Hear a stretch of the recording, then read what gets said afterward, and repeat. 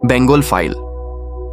ये सिर्फ एक मूवी नहीं है बल्कि एक आईना है जिसमें कि आप देखेंगे कि इतिहास की किताब का जो खून है वो अभी भी सूख नहीं पाया है। लेकिन ये तो एक मूवी की बात हो गई। असलियत में क्या हुआ था? आखिर क्या था डायरेक्ट एक्शन डे? 1946 का वो बंगाल जिसको कि पूरी दुनिया के बारे में सुनना चाहिए, कोई जानता ही नहीं है। डायरेक्ट एक्शन डे एंड नोआ खली, उसका वो नंगा सच जो कि दुनिया के सामने आना चाहिए था, जहां पर कि इंसानियत सिर्फ शर्मिंदा नहीं हुई थी बल्कि खत्म हो गई थी। कोई जानता ही नहीं है और कोई उसके बारे में बात भी नहीं करता, जैसे ये इंसिडेंट कुछ था ही नहीं। अगर मैं डायरेक्ट एक्शन डे की बात करूं तो 16 अगस्त 1946 को मोहम्मद अली जिन्ना और ओनल इंडिया मुस्लिम लीग ने एक ऐलान किया डायरेक्ट एक्शन डे का। नाम शांति से भरा हुआ था लेकिन इरादा तबाही का था।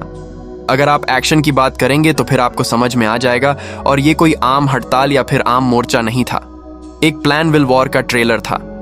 जो लीडर्स इसमें इन्वॉल्व थे उनकी जो बातें की जाती है, बताया जाता है कि मोहम्मद अली जिन्ना और उस समय के बंगाल के चीफ मिनिस्टर रहे हुसैन शहीद सोहरावादी, जिन्होंने खुद कलकत्ता के स्टेज पर खड़े होकर जो वहां की जनता थी उसको आक्रोशित करने का काम किया था, भीड़ को भड़काने का काम किया था। जिन्ना ने वहां से अनाउंस किया था कि पाकिस्तान हमें चाहिए और किसी भी कीमत पर चाहिए। बंगाल गवर्नमेंट पूरी तरह मुस्लिम लीग के साथ में थी। इसको कौन रोक सकता था? कुछ लोग थे जिसे रोक सकते थे, जैसे कांग्रेस के बड़े नेता आप जवाहरलाल नेहरू की बात कर सकते हैं, सरदार वल्लभ भाई पटेल की बात कर सकते हैं, गांधी जी की बात कर सकते हैं। पर या तो ये इस चीज को रोकने में पूरी तरह फेल हुए या फिर वो खुद कंफ्यूज थे कि उन्हें करना क्या चाहिए, क्योंकि ये सब कुछ जब हुआ तब वो लोग मौजूद थे। गांधी जी पीस मार्च निकालते रहे पर ग्राउंड पे आग लग चुकी थी। रिसॉर्ट कलकत्ता में हिंदुओं का जीना हराम हो गया। ग्रेट कलकत्ता किलिंग्स 4 दिनों में 4000 से भी ज्यादा मासूम खत्म कर दिए गए। हत्याएं हुए, दुष्कर्म हुए, लूट हुए, जिस तरीके की हरकतें वहां की जा सकती थीं। वो सब एन माहौल ऐसा था कि पुलिस एडमिनिस्ट्रेशन सब मुस्लिम लीग के मकसद के आगे बेबस नजर आ रहे थे। इन सब इंसिडेंट्स के डिमांड की अगर करें कि ये सब हुए क्यों, तो सिर्फ एक था कि हिंदुओं को डराओ, यहां से भगाओ, एंड इन इस धर्म को खत्म करने की कोशिश करो, यहां से तो पूरा सफाया करो।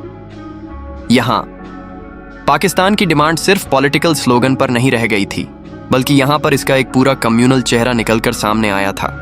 एंड इसका आउटकम 50,000 से भी ज्यादा हिंदुओं ने घर बार छोड़ दिया और वहां से अलग हट गए। महिलाओं को वहां पर कैद कर लिया गया, कई सारे घरों को खत्म कर दिया गया, धर्म के नाम पर मारपीट किया गया, और ये सब कुछ सोची समझी चाल थी। इसके बाद नाम आ जाता है कि आखिर वो लीडर्स कौन थे जो इसको रोक सकते थे या जो इसमें इन्वॉल्व थे। सबसे पहले अगर इन्वॉल्व की बात करूं तो नाम आता है मोहम्मद अली जिन्ना का। मुस्लिम लीग के चीफ मास्टरमाइंड थे ये डायरेक्ट एक्शन डे। इसके बाद नाम आता है हुसैन शहीद सोहरावादी का। ये उस समय के चीफ मिनिस्टर ऑफ बंगाल थे। इन्होंने पूरी तरीके से इस पूरे इंसिडेंट को फैसिलिटेट किया। उलाम सरवर नोआखली में जो इंसिडेंट हुआ था उसका लीडर था ये करने वाला। ये एक तरीके से प्राइवेट जिहादी फोर्स का संचालक कह सकते हैं आप इसको। कासिम या फिर कासिमर फौज, ये भी नोआखली का एक ऐसा ही चीज था, और जो लोग इसको रोक सकते थे इसमें सबसे पहला नाम हमेशा महात्मा गांधी का ही आएगा। मोरल पावर थी लेकिन एक्चुअल ग्राउंड पे इनका कोई कंट्रोल उस समय रहा नहीं। तो ऐसे में अब जब ये सब पता है तो सवाल फिर ये उठता है कि आखिर ये सब कुछ हुआ ही क्यों। दरअसल डायरेक्ट एक्शन डे एक सीधा सिग्नल था। Muslim League wanted Pakistan at any cost. उन्होंने प्रूफ कर दिया कि अगर पॉलिटिकल डिमांड हमारी नहीं मानी गई तो वो कभी भी हिंसा के रास्ते से भी पीछे नहीं हटेंगे। जिन्ना एंड मुस्लिम लीग स्वरावादी सर्वर, इन सब ने जहां पर जिस तरीके से वायलेंस किया, इन सब ने कहीं ना कहीं इसको ही अपनी पॉलिटिकल करेंसी बना लिया। कांग्रेस, गांधी जी और ब्रिटिशर्स सब कोई यहां पर कंफ्यूज थे या फिर हेल्पलेस थे। ये सब के बाद क्या हुआ, इनको अचीव क्या हुआ? मुस्लिम लीग का नैरेटिव जीत गया। पाकिस्तान की डिमांड अनस्टॉपेबल हो गई। ब्रिटिशर्स ने इस पूरे खून खराबे को देखकर पार्टीशन को एक्सेलरेट कर दिया। हिंदुओं की जो प्रेजेंस थी वो बंगाल के बाहर पूरी तरीके से खत्म हो गया। ऐसा लगने लगा था कि अब इनको बंगाल में कैसे रहने दिया जाएगा। डेमोक्रेसी सेक्युलरिज्म की तो धज्जियां उड़ गईं, जो कि आज बोला जाता है ना, भाईचारा सेक्युलरिज्म, वहां पर धज्जियां उड़ चुकी थीं। और सबसे बड़ी बात, इतिहास में ये चे नप्टर अंधेरों में छुपा दिया गया, कारपेट के नीचे डाल दिया गया। और आपको पता ही नहीं लगने दिया गया कि वहां पर क्या हुआ था। ये जुल्म ये पूरा प्लान तरीके से किया गया।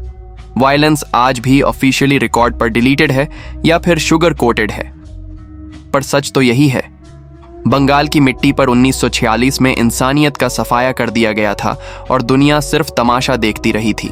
देखिए दोस्तों, इतिहास को हम जितना भी दबाने की कोशिश करते हैं वो उतना ही बड़ा सीना तानकर हमारे सामने आकर खड़ा हो जाता है। Direct action day and Noakhali, ये सिर्फ 2 इंसिडेंट्स नहीं थे बल्कि ये डेलिब्रेट प्री प्लांट कॉर्नेज थे और इसके ये लिविंग प्रूफ है। जितनी देर हम इस इग्नोर करते रहेंगे उतनी ही रिपीटेड साइकिल्स के लिए खुद को हमें तैयार करते रहना पड़ेगा। और यही है असली सच, बल्कि युवा कहूंगा ब्रूटल सच। अगर इस वीडियो ने आपको भी कहीं ना कहीं थोड़ा बहुत झटका दिया है और सोचने पे मजबूर किया है कि क्यों वाकई में ये सब चीजें हमसे छुपाई गई हैं, तो आप भी अपने थॉट्स को कमेंट सेक्शन में जरूर शेयर कीजिएगा एंड ऐसे ही वीडियो को देखने के लिए चैनल को सब्सक्राइब जरूर कीजिएगा।